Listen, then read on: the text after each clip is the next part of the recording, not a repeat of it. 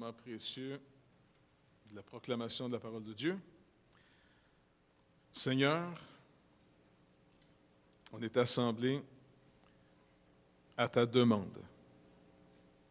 Tu nous as demandé, Seigneur Dieu, de se rassembler autour de ta parole pour pouvoir amener notre reconnaissance et de s'attendre de toi, Seigneur Dieu, la provision que toi seul peux donner. Seigneur, tu nous connais tous ici. On est tous venus avec soit des questions, des besoins, ou encore besoin de réconfort, de confirmation. Seigneur, je te demande que quand on se rassemble ensemble, on devienne de plus en plus conscient qu'on fait l'acte de foi de venir auprès de toi, Seigneur Jésus. Toi qui nous as rachetés, toi qui as triomphé du péché, comme on l'a chanté, Seigneur Dieu. Il y a maintenant, par toi, Seigneur Jésus-Christ, plus de gouffre de séparation entre nous et ton Père, entre nous et Dieu. Seigneur, tu nous es devenu favorable. Merci qu'on puisse goûter encore aujourd'hui ta bonté, Seigneur Dieu. Seigneur, il y a juste toi qui peux répondre à des secrets. Il y a juste toi, Seigneur Dieu, qui peut montrer que tu es vraiment au milieu de nous. Alors manifeste-toi encore aujourd'hui. Et qu'on soit encouragé, consolé, béni, fortifié dans notre foi. Et qu'on soit une bonne nouvelle en sortant d'ici, Seigneur Dieu, pour un monde qui doit absolument revenir à toi. Il n'y a pas d'autre chemin. Il n'y a pas d'autre espoir pour l'humanité. Sinon toi, ton œuvre, Seigneur Jésus-Christ, à la croix. Ta mort pour nos péchés, ta résurrection pour manifester que la dette a réellement été payée. Alors merci encore une fois d'être au milieu de nous et de nous parler ce matin, Père. Par Jésus-Christ qu'on prie. Merci Seigneur. Amen. Si vous voulez tourner avec moi dans Colossiens, toujours au chapitre 1.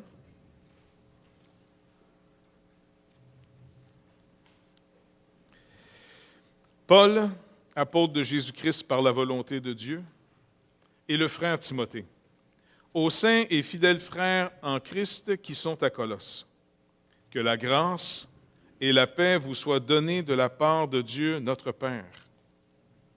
Nous rendons grâce à Dieu, le Père de notre Seigneur Jésus-Christ, et nous ne cessons de prier pour vous, ayant été informés de votre foi en Jésus-Christ et de votre charité pour tous les saints, à cause de l'espérance qui vous est réservée dans les cieux, et que la parole de la vérité, la parole de l'Évangile, vous a précédemment fait connaître. Il est au milieu de nous et dans le monde entier.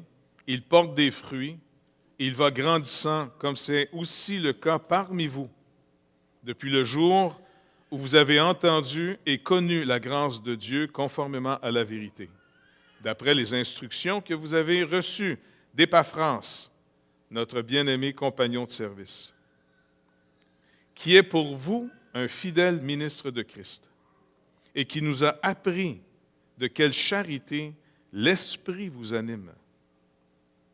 C'est pour cela que nous aussi, depuis le jour où nous en avons été informés, nous ne cessons de prier Dieu pour vous et de demander que vous soyez remplis de la connaissance de sa volonté, en toute sagesse et intelligence spirituelle, pour marcher d'une manière digne du Seigneur et lui être entièrement agréable, portant des fruits en toutes sortes de bonnes œuvres et croissant par la connaissance de Dieu, fortifié à tous égards par sa puissance glorieuse, en sorte que vous soyez toujours et avec joie, persévérants et patients.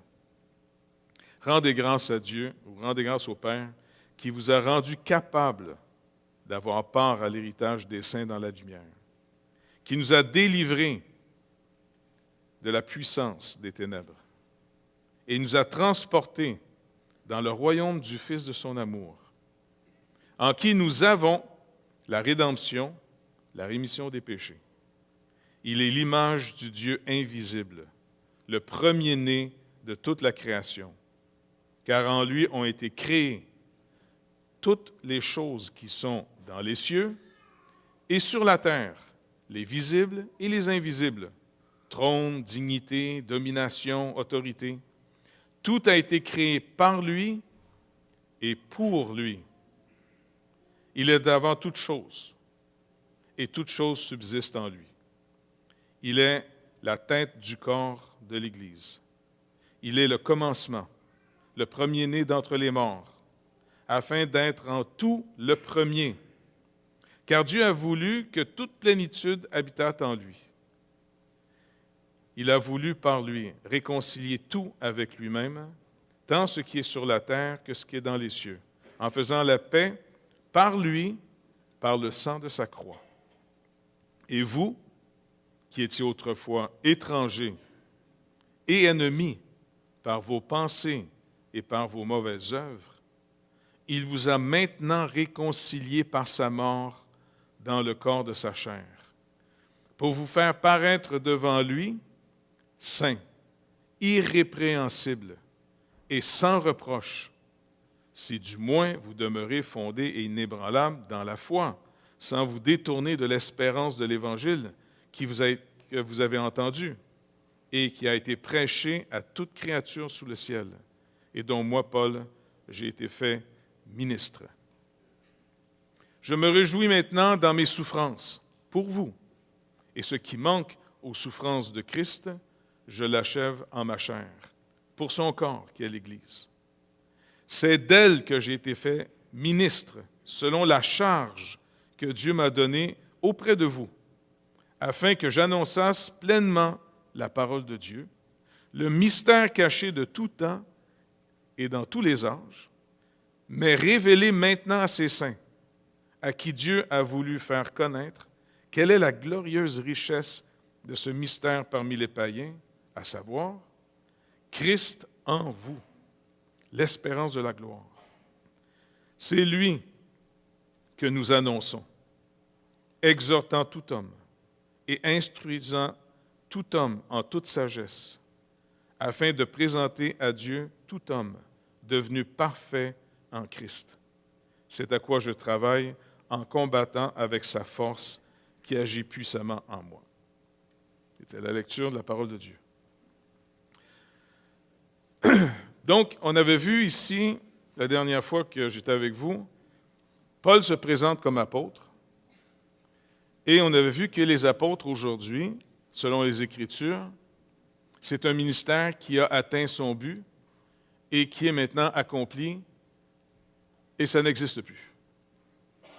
On peut avoir comme des fois qualificatif, tu sais, de dire, je ne sais pas moi, par exemple, ça va être la Saint-Patrick bientôt, là. Et puis souvent on l'appelle les apôtres des Irlandais. Mais en réalité, on peut donner finalement l'appel de quelqu'un d'envoyé par. Et quand vous faites une étude du Nouveau Testament, vous avez remarqué qu'il y a des gens qui sont appelés apôtres, mais, faites attention, apôtres de l'Église. Il y a des églises qui ont envoyé finalement des gens, et c'est traduit dans nos Bibles souvent, pour pas qu'il y ait de confusion, les délégués de telle église, mais c'est le même mot, apôtre. Donc, apôtre, ça a un sens général qui veut dire un délégué, un envoyé de quelqu'un à qui vous donnez l'autorité de représenter le groupe qui l'envoie, un peu comme un ambassadeur qui va représenter un pays et qui reçoit un certain pouvoir. OK? Mais Paul ici se classe parmi les apôtres de Jésus-Christ, selon la volonté de Dieu. Et les autres apôtres, en dehors des 12, sont des envoyés ou des délégués d'Église, mais ils n'ont pas la même autorité que les apôtres, comme ici Paul et les 12. Paul nous rappelle ici qu'un apôtre, il l'écrit surtout aux Éphésiens, il développe finalement que la nouvelle alliance, son fondement, comme l'ancienne alliance, c'était Moïse. Moïse a reçu l'alliance et il a dit finalement, voici comment on doit croire, aborder Dieu. C'est une alliance, c'est un contrat. Et les prophètes de l'Ancien Testament élaboraient cette alliance. Ils n'en ont pas ajouté. Si vous étudiez vraiment les prophéties de l'Ancien Testament, un prophète ne vient pas ajouter à la révélation, il l'élabore. Il va rappeler au peuple pourquoi, en ne respectant pas l'alliance, eh bien, voici les conséquences qui vont arriver. Ou si vous obéissez à l'alliance, voici les conséquences qui vont suivre. Et quand les prophètes annonçaient une chose à venir, sais, que Dieu était pour les livrer entre les mains de leurs ennemis, par exemple. Ce n'était pas la force de leur message, parce que trop souvent, quand on entend le mot prophète, qu'est-ce que ça vient chercher dans notre tête? Qu'est-ce qu'on a développé comme synonyme souvent? Un prophète, c'est quelqu'un qui... Bon, un prophète de malheur. Mais en dehors d'être un prophète de malheur... Quand on pense quelqu'un, on dit quelqu'un est un prophète, quel est le premier réflexe qu'on pense qu'il va nous dire? Il va nous dire l'avenir. C'est vrai qu'ils peuvent annoncer des événements qui vont venir, c'est vrai. Mais ce n'est pas du tout comment je pourrais dire? Ouais, la nature même de leur ministère, de leur message. Ils viennent nous parler au nom de Dieu en fonction de l'alliance qui a été établie et ils vont nous éclairer en fonction du contrat. Parce que la relation avec Dieu n'est pas une relation qui flotte comme ça dans du romantisme tout croche. Le danger, quand ce n'est pas clair le contrat, eh bien, c'est que les gens commencent à fabuler, vivre n'importe comment en pensant qu'il n'y aura pas de conséquences. On met trop de choses sous la grâce de Dieu. Il y a même des gens qui peuvent vivre contre Dieu, contre ses ordonnances, en disant « c'est pas grave, je ne suis pas sous la loi, je suis sous la grâce ». C'est comme, je ne sais pas moi, imaginez, quel est un des contrats les plus ressemblants à notre salut en Jésus-Christ qu'on vit humainement? Le mariage, OK? Donc, si on pense un homme et une femme se marient, et puis ils portent un petit signe, l'alliance. Nous autres, le dimanche, le pain et la coupe. Faites ceci en mémoire de moi. Quand on mange ce pain et qu'on boit cette coupe, on déclare la mort du Seigneur jusqu'à ce qu'il vienne. On déclare qu'on est associé à cette œuvre. Ça marche? C'est une alliance. C'est comme... Maintenant, supposons que je suis marié avec ma femme. C'est pas supposons, je suis marié avec ma femme. Et puis, je trouve que la voisine m'inspire bien. J'ai ça dans mon cœur. Il ne faudrait pas que ma femme soit méchante quand elle me garde égoïstement juste pour elle. Donc, vous savez, si je ne suis pas en train de relire le contrat régulièrement, parce qu'il y a un contrat quand vous vous mariez, il est signé puis il est envoyé auprès du gouvernement. On est supposé d'être en alliance pour se bénir, se protéger, s'aider mutuellement, développer une relation ensemble. Et Dieu lui-même donne aux chrétiens, par exemple, à cette alliance, des choses très claires, pas vrai? Regardez Hébreux 13, verset 4. Vous allez comprendre le parallèle après ça qu'on fait dans notre vie chrétienne. Il dit que le mariage soit honoré de tous et le lit conjugal exempt de souillure, car Dieu jugera les impudiques et les adultères. Donc, quand je me marie, je ne peux pas simplement vivre selon les traditions de mon pays du mariage. En tant que chrétien, quand je me marie, je réalise qu'en me mariant, je vais être une image. Des chrétiens qui se marient deviennent l'image de Christ et l'Église. Éphésiens chapitre 5 à la fin. Et donc, quand il dit ici que le lit conjugal soit exempt de toute souillure, de quel genre de souillure vous pensez? Tu sais, un petit vomi? Non, en réalité, c'est ce lit-là, il est réservé pour l'homme et sa femme. Personne d'autre s'en vient là. Personne. On est dans une époque qui banalise la sexualité d'une manière incroyable. On l'a mis au rang quasiment de la nourriture. Tu sais, on pense que la sexualité, c'est quelque chose qui domine de la même manière que, je ne sais pas moi, les gens vont dire, ben écoute, il faut que j'ai une sexualité, comme si tu as faim, tu vas aller manger un hamburger. Pas vrai? Je vous dis, de plus en plus, c'est tellement banalisé que même dans nos écoles, on veut apprendre aux enfants à explorer leur sexualité, mais en dehors de la relation. En dehors de, la première chose que sexuellement tu dois posséder quand Christ te redonne ta vie, quand il te rachète, une des caractéristiques du croyant, c'est de posséder sa personne. En d'autres mots, ça ne veut pas dire que parce que vous êtes sauvé, que vous possédez votre personne, que vous n'aurez jamais de tentation.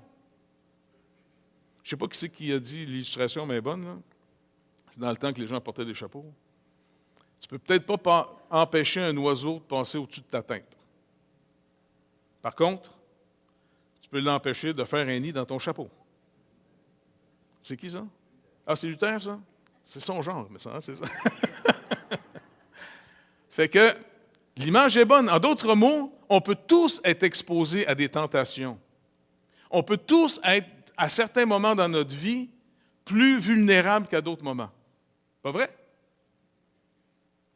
Vous pouvez dire oui, vous êtes à l'église. On n'a pas le droit de mentir ici, normalement. Mais ce n'est pas parce que finalement, je peux avoir des tentations, le danger en plus, je peux avoir même des raisons. Je peux me mettre à expliquer toutes sortes de raisons, puis le monde se fournit des raisons pour, psaume 2, dire « Débarrassons-nous de leur joug, le joug du Seigneur. » Et puis le Seigneur rit de ces nations-là, ils sont comme une poussière. Puis à un moment donné, ils vont être terrifiés. Donc, Paul nous rappelle, quand il écrit entre autres aux croyants, dont les Colossiens, il dit « Rappelez-vous, si vous ne contenez pas votre vie, rappelez-vous que c'est pour ces raisons-là que la colère de Dieu s'en vient sur le monde. » Donc, nous autres, les croyants, on est de plus en plus en train de marcher dans cette lumière et surtout de faire très attention, de se raconter des histoires à notre sujet, dans le sens d'oublier que cette nouvelle vie qu'on a en Jésus-Christ a commencé dans cette chair.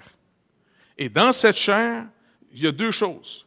Comme tu as dit, c'est sûr, il ne faut pas juste parler des choses que je n'ai pas à faire.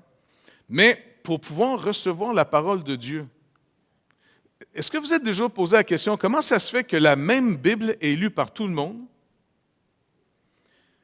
mais elle n'a pas le même effet chez tout le monde? Est-ce que c'est la parole de Dieu qui est faible? Ou est-ce que c'est le type de cœur qui le reçoit? Jésus nous a parlé de 4 sols. La même parole de Dieu va être proclamée. Certains, leur vie va être complètement transformée. Ça va germer, ça va porter du fruit, 30, 60, 100 pour un. D'autres, dès qu'ils ont entendu quelque chose, le malin passe dans le bout, il sait très bien que le cœur est fermé et il mange cette semence comme les oiseaux mangent le grain qui est semé sur le bord du chemin. Et après ça, ils s'en vont et ils ne se rappellent même plus du message. Ça ne les a pas marqués. Maintenant, si la parole de Dieu nous exhorte à mortifier, à faire mourir les membres du corps, comme il va en parler un peu plus loin dans Colossiens, il dit, juste, on va sauter bien vite, on va juste aller voir là, puis on reviendra après. Regardez finalement au chapitre 3. Donc, il parle à des croyants, n'oubliez pas ici, hein? Parce qu'au chapitre 3, verset 1, il commence en disant « Si donc », dans tout ce qu'il vient de montrer ici, « Si donc vous êtes ressuscités avec Christ, cherchez les choses d'en haut, où Christ est assis à la droite de Dieu, affectionnez-vous aux choses d'en haut, et non à celles qui sont sur la terre, car vous êtes morts. » Quand même bizarre, on est mort. Bon, on a encore les nerfs qui bougent un peu, mais on est mort, OK? Et votre vie est cachée avec Christ, en Dieu. Et quand Christ, votre vie, paraîtra, alors vous paraîtrez aussi avec lui dans la gloire. Bon, maintenant, le travail. Faites donc mourir les membres qui sont sur la terre.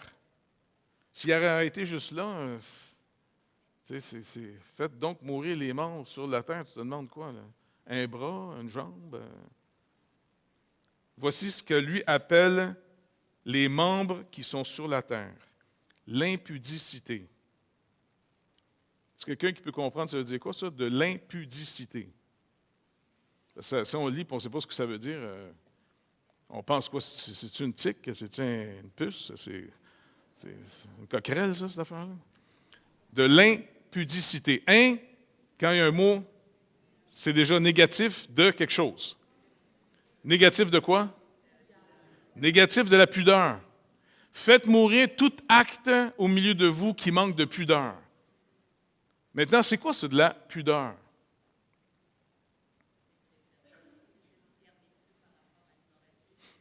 Oui, c'est se garder pur par rapport à l'immoralité sexuelle. Tu sais, il y a des modes, hein?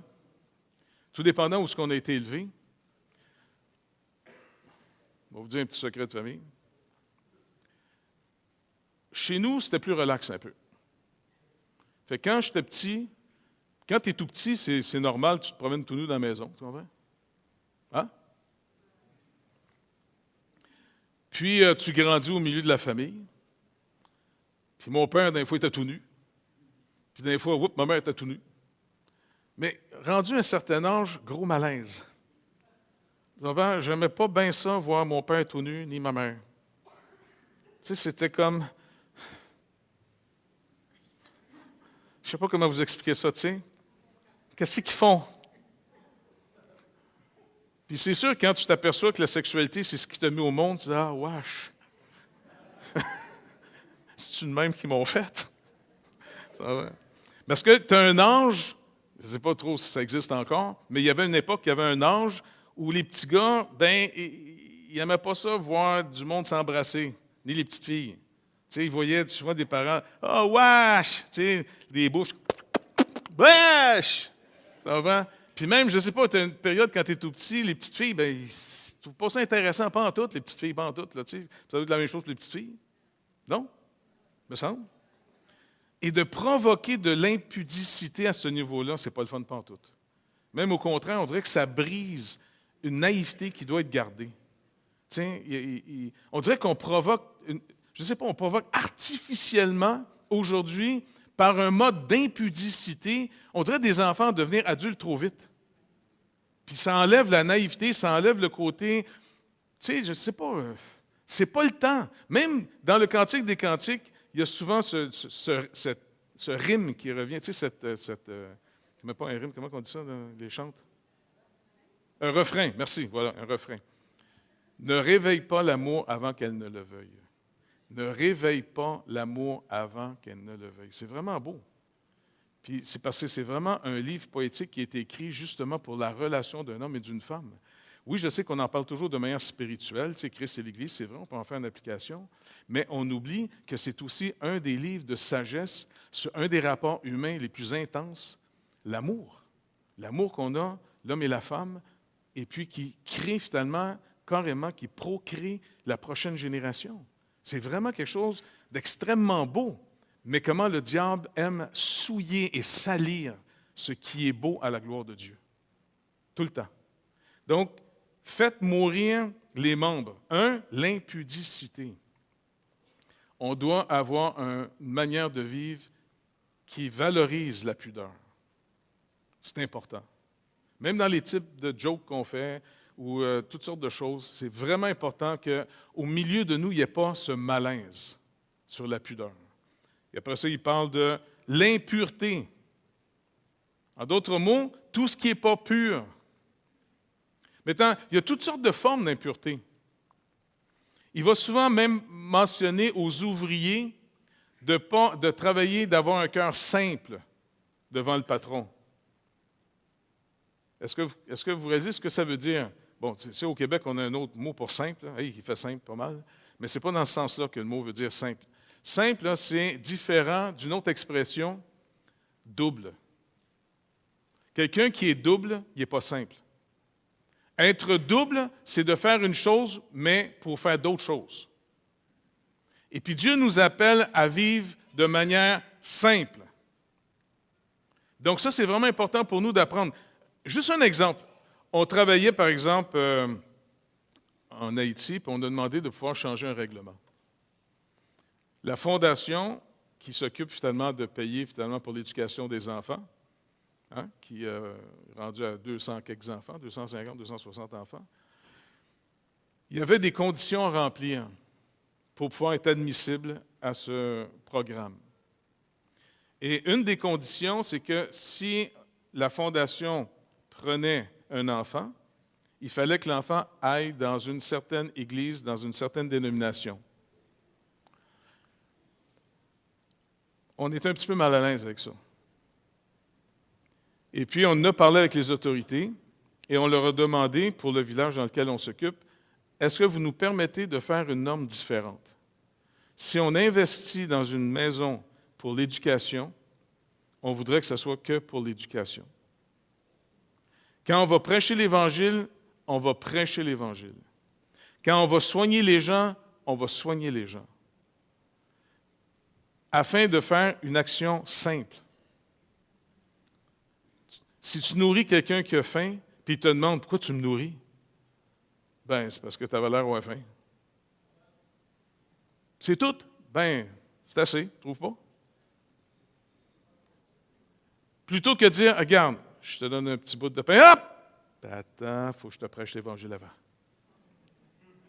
Le pain du ciel. Ben ça, c'est double.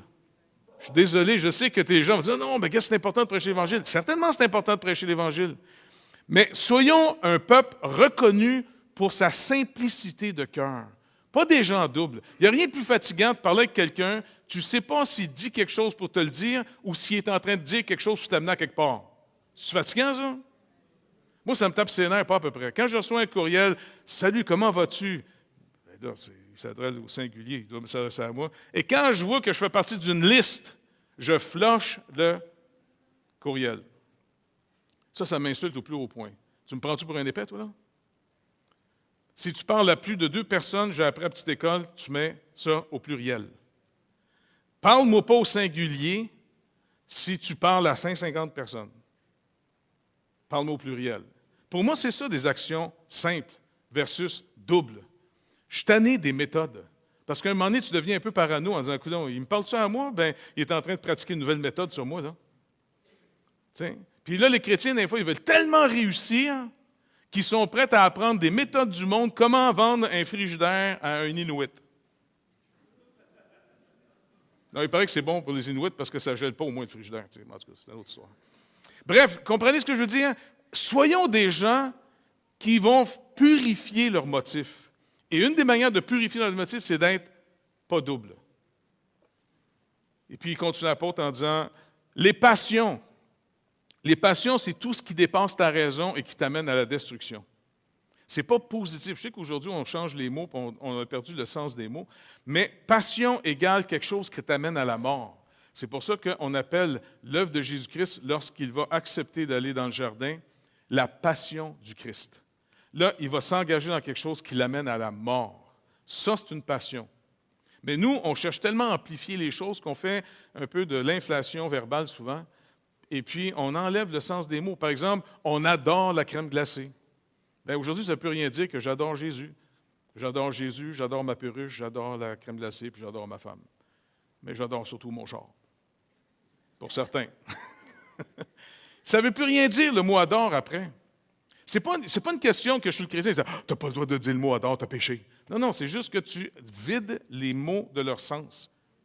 Puis à un moment donné, quand on se parle, on est obligé de s'expliquer à pu finir parce que les mots n'ont plus de sens. C'est pour ça qu'on a simplifié le langage, puis on n'a quasiment plus dans une nouvelle version le mot charité. Charité se distingue au fond d'aimer. Parce que chez les Grecs, il y avait plusieurs termes. Fait qu'au moins en français, on avait gardé un terme qui se distinguait de charité versus amour. Mais à un moment donné, on descend et on nivelle de plus en plus par le bas. Et plus vous êtes en train de baisser vers le bas pour niveler finalement pour que ce soit le fun pour tout le monde, vous allez réaliser une chose, on augmente de plus en plus l'émotionnel. Plus on baisse la raison, plus il faut trouver une autre stimulation, puis là, on essaie de faire vraiment quelque chose de très affectif, de très émotionnel. Au point que les artistes sont bien sympathiques. Hein? Ce sont le fun, les artistes. Mais quand tu es rendu, tu demandes à un artiste un gratuit de guitare, qu'est-ce qu'il pense de l'économie mondiale? Je ne comprends pas, moi, là. Il sait faire des belles accords, mais il y a quoi à voir. La plupart des gens vont chercher pour que le show se vende des gens populaires. Va me chercher un expert dans le domaine. Même s'il est plate quand il parle, au moins on va voir l'heure juste. Je ne veux pas avoir un gratuit de guitare qui va me parler du coronavirus. Tu comprends? En 3 accords. Donc, c'est pour ça que, avec les mauvais désirs, la cupidité, Ça, c'est un terme souvent qu'on entend souvent, mais si on n'arrête pas pour dire, ça veut dire quoi, ça, cupidité? Ça n'a rien à voir avec Cupidon, OK? Cupidité. C'est l'amour de l'argent. L'amour de l'argent au détriment des relations humaines. L'amour de l'argent comme ton salut. Et Paul nous rappelle ici que l'amour de l'argent, c'est une idolâtrie. Donc, tout ça pour revenir à comment je travaille un terrain que quand la parole de Dieu, parce que regardez comment ils ont finalement, Paul dit, il rend grâce à Dieu pour les Colossiens, il dit verset 3 ici du chapitre 1, « Nous rendons grâce à Dieu, le Père de notre Seigneur Jésus-Christ, et nous ne cessons de prier pour vous, ayant été informés de votre foi en Jésus-Christ, de votre charité pour tous les saints, à cause de l'espérance qui vous est réservée dans les cieux, et que la parole de la vérité, la parole de l'Évangile vous a précédemment fait connaître. » Regardez, cette parole a été prêchée, entre autres, par Épaphras, qui, lui, l'a reçu de l'apôtre Paul à Éphèse, parce que Paul, à Éphèse, avait fait une école biblique où il enseignait à tous les jours. Et en passant, c'était toute la journée. Maintenant, les gens qui allaient à cette école-là retournaient après ça dans leur région et ils devaient sûrement amener la bonne nouvelle. Donc, Épaphras est un disciple de l'apôtre Paul. Il l'appelle ici notre compagnon d'œuvre, ainsi de suite, là, de service. Mais vous remarquez que si cette même parole, ce même message peut être annoncé à tous, il n'y a pas le même effet chez tout le monde. Fait qu'il y a une chose. Oui, la souveraineté de Dieu, c'est une chose, OK? C'est une chose. Mais j'aimerais juste nous rappeler une autre chose. Vous pouvez travailler le cœur.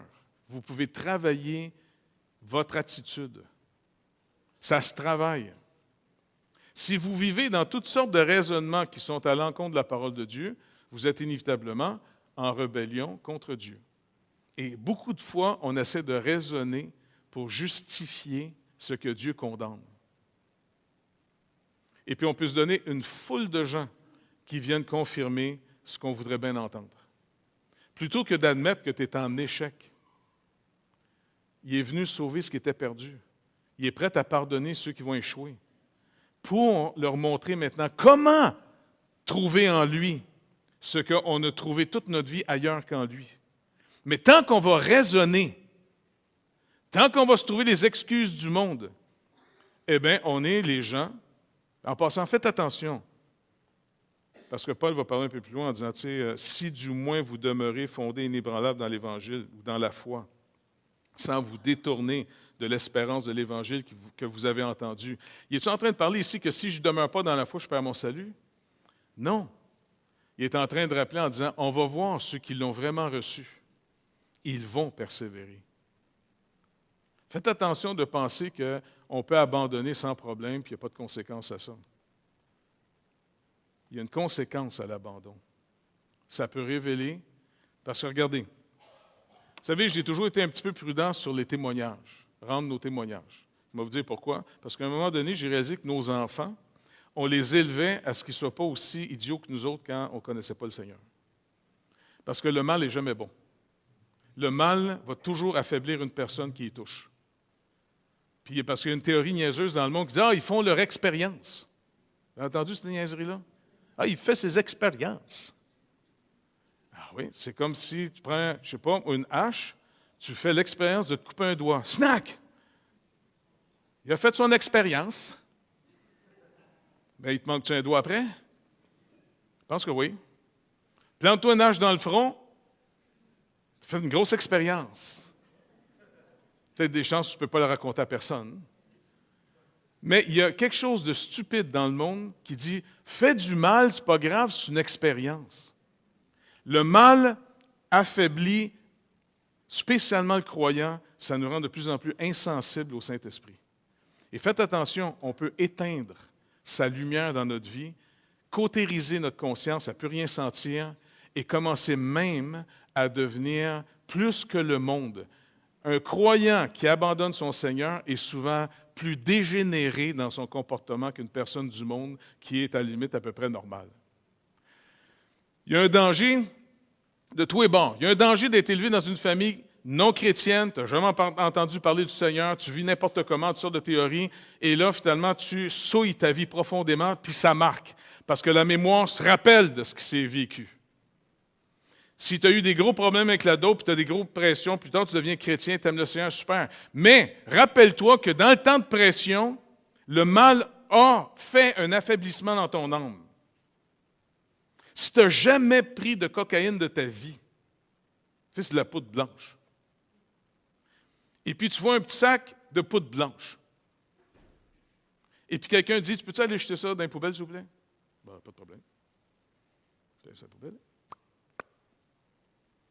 Si tu as passé des années là-dessus, puis là, c'est fini, tu aimes Jésus, mais là, tu te fais écœurer à l'Église, parce que Dieu prépare toujours l'Église pour t'écœurer. Si vous ne l'avez pas oublié, là, je veux juste vous le rappeler à tout le monde, là, parce que c'est le lieu du test. OK? C'est l'amour fraternel, c'est sûr, mais puisqu'il dit « supportez-vous les uns les autres », c'est rare que tu supportes quelqu'un qui est très plaisant, pas vrai? Alors, finalement, il y a des temps dans ta vie où est-ce que la pression monte, où est-ce que ça va mal, où est-ce que tu es injustement traité. Et puis, si on croit à la souveraineté de Dieu, est-ce que ça, c'est permis? Il dit, il n'y a pas un cheveu qui tombe de ma tête sans que ce soit la permission de mon Père. À plus forte raison, il y a des gens dans l'Assemblée qui peuvent, des fois, te taper ses nerfs. Ils peuvent te traiter injustement. C'est pas juste qu'est-ce qu'ils font. Mais est-ce que je crois quand Jésus dit, « Hey, vous valez plus que beaucoup de moineaux ». Puis quand, là, tu sais, tu es vraiment, là, sur le bord, tu as le goût de tout sacrer ça là en disant, « Moi, là, bye-bye tout le monde, moi, je ne peux plus vous voir la face. » Je sais que ça ne vous arrive jamais à vous autres, là, mais ça peut peut-être m'arriver des fois. Eh bien, finalement, c'est comme si le Seigneur dit, « Attends, tu vas aller où, toi, là? Au ciel? » C'est pas le temps, je ne suis pas venu te chercher encore. Tu m'attends. Et là, finalement, si j'ai eu des manières dans le monde de régler mes tensions, de régler mes problèmes, que ce soit l'alcool, que ce soit la drogue, que ce soit la sexualité, que ce soit, je ne sais pas moi, le pouvoir, l'argent. Tu sais, dans ça, il y a des gens, quand ils dépriment, ils s'en vont au magasin acheter. Il y a toutes sortes de manières de fuir comment je m'attends à Dieu. Le monde nous en fournit d'une manière incroyable, puis on est dans un monde prospère qui nous en offre des moyens. Il y en a des moyens. Même aujourd'hui, tu n'as même pas besoin de sortir de chez vous, tu t'en vas sur un ordinateur, et puis Amazon va venir te porter directement ton stock que tu veux. Par contre, si tu te prives régulièrement du mal, parce que le début de la sagesse, c'est la crainte de Dieu, puis la crainte de Dieu, c'est la haine du mal. Dites-vous une chose, moins vous connaissez le mal, plus c'est facile de le résister. Si vous n'avez pas de communion avec le mal, si vous n'avez pas communié, mangé le mal, pour quelqu'un qui n'a jamais pris de dope, il ne sait même pas où aller acheter ça. Quoique le gouvernement l'a fourni à cette heure, là, les épais, là, mais anyway, tu sais. Mais tout dans notre vie, comment j'entretiens le terrain de mon cœur. Le Seigneur nous le dit dans sa parole, entre autres dans les Proverbes. « Mon fils, donne-moi ton cœur, car de lui viennent toutes les issues de la vie. Donne-moi tout ton intérêt. Prends jamais le chemin du mal. Appelle jamais le mal bien. » Parce qu'on est tellement tordu qu'on peut appeler le mal de manière esthétique, on peut carrément philosophiquement l'amener comme si c'était bien. Notre société nous le prouve à tous les jours aujourd'hui. Alors finalement, il dit, vous l'avez reçu cette espérance, et parmi eux, il y a des gens qui ça a le plus d'impact que d'autres, parce qu'il y a des cœurs plus réceptifs que d'autres. On est responsable d'entretenir nos cœurs. On est responsable les uns des autres. C'est pour ça que Paul, entre autres, en tant que quelqu'un qui voit les conséquences de son ministère, ça a produit finalement un disciple qui s'appelle Épaphras. Épaphras est parti finalement, entre autres, à Colosse. Il a annoncé aussi l'Évangile à Laodicée, à Hiérapolis, et ça a fait 3 églises, et il s'occupe d'eux. Et Paul dit, depuis qu'on en a été informé, il est au courant de ce que ça a donné, alors qu'est-ce qu'il fait? Lui et son équipe vont continuellement prier pour eux. Prier est une activité spirituelle fondamentale pour le développement de l'œuvre de Dieu. Et ça, c'est un autre problème qu'on a dans notre société, très pragmatique, très mécanique, très, soyons pratiques. Beaucoup de gens, même dans nos églises, ne savent pas prier plus que 2 minutes. Ils ont fait connaître leurs besoins, c'est fini. Ils vont rendre grâce à Dieu pour le dîner, le souper, le déjeuner, c'est fait. Mais quand vous entendez qu'il peut y avoir des temps d'intercession puis de prière devant Dieu qui peut durer 1 heure, 2 heures, qu'on est dans la présence de Dieu, je vous le dis, dans notre type de culture, quand je parle à du monde, j'en entends de moins en moins des gens qui savent développer une relation authentique avec le Seigneur par la prière et l'intercession. Aventurez-vous jamais dans un ministère si vous ne savez pas prier. Parce que là, vous êtes monsieur technique, monsieur manipulation, monsieur psychologique, monsieur méthode ABCDF. Non. Vous devez savoir comment vous passez du temps devant Dieu, comment vous allez recevoir de lui sa direction. Paul y intercédait pour ces gens-là et il rendait grâce à Dieu parce qu'il voyait une chose. Qu'est-ce qui le rassurait de voir que c'était des vrais croyants? Qu'est-ce qui, d'après vous, est une manifestation que c'est des vrais croyants? La charité. Pourquoi c'est la charité plus que la foi ou encore une fois l'espérance? En passant, la foi et l'espérance sont aussi la même chose. Mais pourquoi la charité? OK, c'est le fait de... Mais il dit un peu plus loin. Regardez, je vais vous le relire. Ceux qui dormaient, faites les réveiller, je vais juste relire la parole de Dieu. C'est plus moi qui parle là. Nous rendons grâce à Dieu, le Père de notre Seigneur Jésus-Christ, et nous ne cessons de prier pour vous, ayant été informés de votre foi en Jésus-Christ et de votre charité pour tous les saints, à cause de l'espérance qui vous est réservée dans les cieux, et que la parole de la vérité, la parole de l'Évangile, vous a précédemment fait connaître.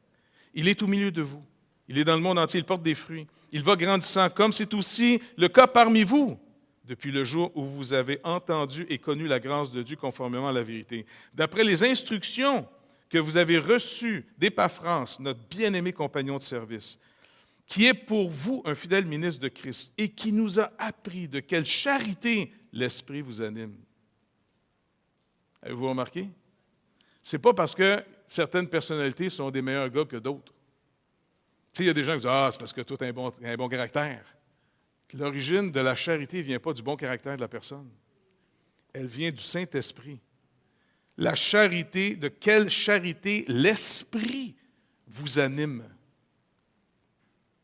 Est-ce que vous me suivez? Vous voulez savoir finalement, spirituellement, où vous êtes rendu dans votre communion avec Dieu, à quel niveau de maturité vous avez.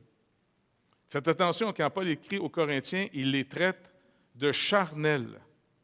Je n'ai pas pu parler à vous comme à des hommes spirituels, en d'autres mots, matures en Christ, dirigés par le Saint-Esprit, mais à des hommes charnels, à des enfants en Christ. Il ne remet pas en question leur salut, là. Vous êtes des immatures. Et pourtant, il leur dit, ils ont énormément de connaissances. Ils ont de la connaissance. Paul a été leur apôtre. Il a été leur pasteur pendant plus d'1 an et demi. Puis quand Paul faisait une église, à l'époque, là, on se retrouvait à tous les jours à l'église. Ce n'était pas une fois par semaine, d'autres une fois par mois, un 10 minutes ici, un 10 minutes là. C'était intense. Et là, tu as l'apôtre Paul comme enseignant. Mais ça me semble que ce n'est pas pire, ça, non? Hein? Et malgré toute la connaissance qu'ils ont, et certains vous disent parce que ça se mesure, la spiritualité parle de Saint-Esprit qui fait des miracles. Non, ils ont beaucoup de dons dans l'Église de Corinthe. Beaucoup, beaucoup de dons. Ça parle en langue, à même pu avoir le temps de parler dans leur langue. Ils sont très, très, très spirituels. Ils n'ont même plus besoin d'intelligence. Ils ont passé le niveau de l'intelligence, eux autres. Paul dit finalement, vous avez une immature incroyable, car ce qui manque chez vous, c'est l'amour. C'est l'amour qui vous manque. Vous vous aimez pas les uns les autres. Vous avez toutes des petites gangs. Vous n'êtes pas concernés par le corps de Christ. Et c'est la maturité, elle se mesure à la charité. Parce que la foi augmente quand vous regardez sans arrêt, normalement, plus tu vieillis dans le Seigneur, plus tu es supposé de devenir zélé. Tu n'es pas supposé de t'éteindre, tu es supposé, au contraire, de grandir dans la foi. Pourquoi? D'abord, la foi vient de quoi? Parce qu'il dit ici, elle vient de ce qu'on entend. Romains 10, 17, OK? Elle vient de ce qu'on entend de la parole de Christ. Et ici, ils ont été informés, ils ont été enseignés par Épaphras. C'est pour ça qu'ils ont une foi en Jésus-Christ. Ils ont cessé d'avoir la foi dans leurs idoles, parce qu'il y avait toutes sortes de croyances aussi dans cette ville. Ils ont cessé de croire ce qu'ils croyaient avant, où ils mettaient leur confiance, et ils l'ont mis en Jésus-Christ sur la déclaration d'Épaphras. Ils ont une foi en Jésus-Christ par rapport à ce qu'ils ont entendu. Ça marche? Donc, la foi, elle grandit parce que plus vous avez du temps, plus vous marchez avec le Seigneur, plus vous avez des expériences. Cette parole se réalise. Pas vrai? Quand, encore une fois, Pierre va dire à Jésus, non, nous, on a cru et on a connu que tu es le Christ, le Fils de Dieu. Non seulement ils ont cru, il y a plein de choses qu'on peut croire, mais qu'on n'a pas encore connues. Un petit test que je fais tout le temps, mais bien facile à se faire. Qui croit que Bangkok existe? Bangkok. Qui a déjà été à Bangkok? Vous ne pouvez pas y croire. Vous avez connu Bangkok. Nous autres, on n'y a pas été, on croit que ça existe. Mais vous deux, si vous y êtes été, vous avez été, eh bien, vous avez connu Bangkok. Vous voyez la différence entre les deux? Le travail que le croyant doit faire, c'est de recevoir abondamment la parole de Dieu. Que Christ habite abondamment, que la parole de Christ soit abondante en vous. OK? Donc, tu reçois abondamment la parole. Lis ta parole d'un couvert à l'autre, expose-toi la parole de Dieu, fais un storage. Et là, tu vas avoir beaucoup de choses à croire. Ça marche? Mais le poids d'un chrétien, parce que c'est une expression chez les Hébreux, la lourdeur de quelqu'un, le poids de quelqu'un. Je sais que nous autres, on va tous être légers, mais dans le sens chez les Hébreux, c'est comme le pied du vieux bœuf, il est pesant, il est plus solide, il est plus ferme. Dieu aime les hommes et les femmes de foi pesante. Il nous aime pesants. Parce que le poids, c'est qu'est-ce que vous avez connu maintenant de ce que vous avez cru. C'est le fun de parler à quelqu'un qui croit que Bangkok existe, mais c'est bien plus le fun d'inviter à souper quelqu'un qui était à Bangkok, qui montre des photos de Bangkok, puis qui vous raconte des histoires de Bangkok, et puis comment ils ont eu du fun à Bangkok. Et puis ils sont venus avec le virus.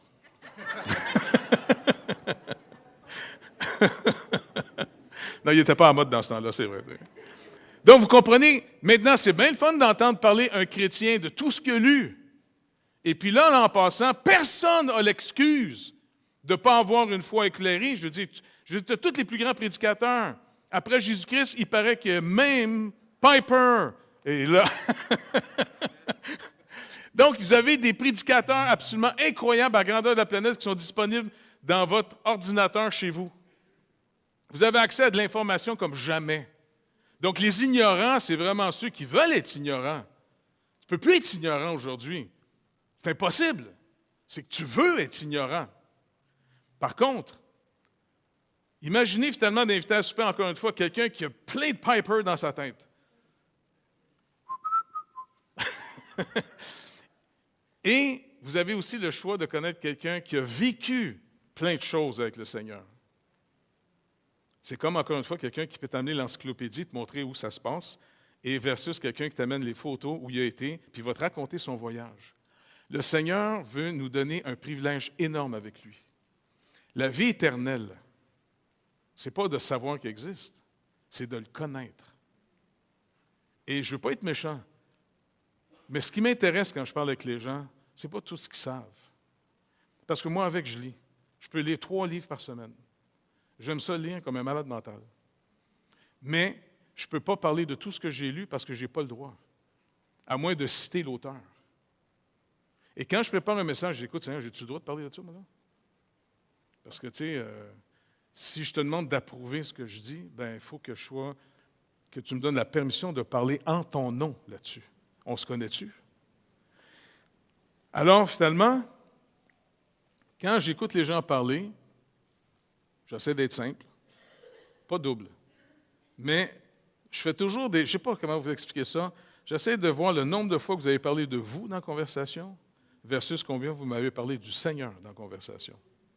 Pas juste mettre des Jésus partout pour rien, là, mais comment vous en parlez comme un vrai témoin. Comment vous êtes en train de toujours dire hey, « j'ai hâte de voir comment le Seigneur va nous sortir de celle-là encore. » Ouais, raconte, moi, ça m'a rappelé telle chose avec le Seigneur. Puis, moi, là, j'aime les amoureux du Seigneur. Les amoureux de soi-même, c'est un petit peu plate. Pas vrai? Parce qu'ils prennent toute la conversation puis ils parlent rien que d'eux autres. Ils ne sont même pas intéressés même de savoir ce que tu as vécu. Il faut qu'ils parlent de lui. L'Église doit être un chandelier. Puis les chandeliers, comme celui de l'Apocalypse, là, il y en a 7, chaque Église est un chandelier mis dans une région. Maintenant, d'après vous, qu'est-ce qui brûle pour que la lumière se fasse dans le chandelier? Pardon? De l'huile. Pas de chandelle, de l'huile. Et qu'est-ce que c'est, l'huile? L'Esprit Saint. Et c'est quoi la petite mèche? Nous autres. Et quand quelqu'un est rempli du Saint-Esprit, tu l'allumes. Regardez bien, c'est vraiment trippant cette image-là. Elle est bonne. On est des mèches. Ça marche? On est supposé d'être trempé dans le Saint-Esprit, nourri de sa parole, de foi et d'espérance. OK? Foi passée, espérance future, amour maintenant. Ma foi, elle va varier en fonction du nombre d'années que tu marches avec le Seigneur, tu l'as connu. Fait qu'il y a des gens qui ont plus de foi ici que d'autres. Espérance, qu'est-ce que je regarde en avant pour renouveler mon espoir de persévérer? Parce qu'à un moment donné, tu as le goût de sacrer tout ça là. Mais qu'est-ce qui fait que certains ne lâchent jamais? Malgré tous les coups bas qu'on leur a faits, malgré tous les couteaux qu'on leur a mis dans le dos, malgré toutes les niaiseries qu'on a faites, qu'est-ce qui fait que certains continuent continuellement? C'est l'espérance. Je vais vous donner une illustration. Tu sais, le monde a une expression le vendredi. Qu'est-ce qu'ils disent? C'est la seule fois qu'ils parlent du Seigneur. Thank God it's Friday. Pas vrai? Mais savez-vous quoi? Ça marche. Dans le monde, là, la fin de semaine, c'est une espérance qui fait que tu t'offres ta semaine. D'abord, je ne sais pas si on donne les payes encore le jeudi, mais finalement, le jeudi, on ouvrait les magasins jusqu'à 9 h dans ce temps-là, quand j'étais petit, pour aller faire des commissions. Le vendredi, tout le monde est à la maison pour inviter le souper. La fin de semaine commence. Party time. Tout le monde, tu sais, si on lâche les esclaves pour 2 jours pour faire semblant qu'on est libre, et puis lundi matin, tu remets ta chaîne, tu retournes finalement travailler. Donc, la fin de semaine, c'était un temps qui te donne de l'espoir pour revenir au travail, tu es renouvelé. Le croyant, s'il n'est pas en train de se nourrir de son espérance, il va brûler. Encore une fois, on est une mèche. Dans l'huile du Saint-Esprit, nourri de sa parole, ma foi augmente de plus en plus, mon expérience de Dieu est supposée d'augmenter de plus en plus. Je l'ai de plus en plus connu avec le temps. 2, mon espérance, c'est toujours pour rester quoi? Dans l'amour du présent, dans l'amour des frères, de continuer à aimer les frères à cause de l'expérience qui me rappelle que Dieu est fidèle, et 2, à cause surtout de l'espérance qu'il y a encore plus de stock qu'on va découvrir de Dieu. Donc, tu restes dans le présent à aimer. Et comme une mèche, quand elle commence à manquer d'huile, la mèche, qu'est-ce qui arrive? Elle brûle, tu sais, tu as un petit bout de rouge là, qui descend, et puis ça ne fait pas beaucoup de lumière. Mais une mèche bien huilée, bien trempée dans l'huile, elle te fait une Moses de belle flamme, puis elle ne brûle pas. Elle boucane un peu des fois quand tu te mets trop haute, là. Mais est-ce que vous voyez l'image? Le croyant qui est dans l'huile du Saint-Esprit et qui finalement se nourrit sans arrêt de l'espérance et qui se rappelle de la fidélité de Dieu continuellement. C'est ça de rendre grâce à Dieu, de le remercier de tout ce qu'il a fait et de se rappeler sans arrêt, peut-être il y en a qui sont tannés en disant « Es-tu fatigué avec ces histoires? » Non, les histoires, c'est les temps qu'on a eus avec Dieu. Il n'y a rien de plus précieux que ça.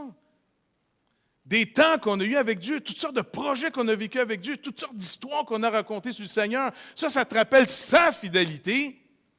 Et puis là, tu dis, l'espérance, ça vaut la peine d'espérer ce qui en vient en avant. S'il a été fidèle avant, il va être fidèle après. Donc, aujourd'hui, tu acceptes de rester là, ici, là avec Dieu, par amour. Son amour à lui. On peut espérer, quand tu lâches une relation avec quelqu'un, c'est pourquoi?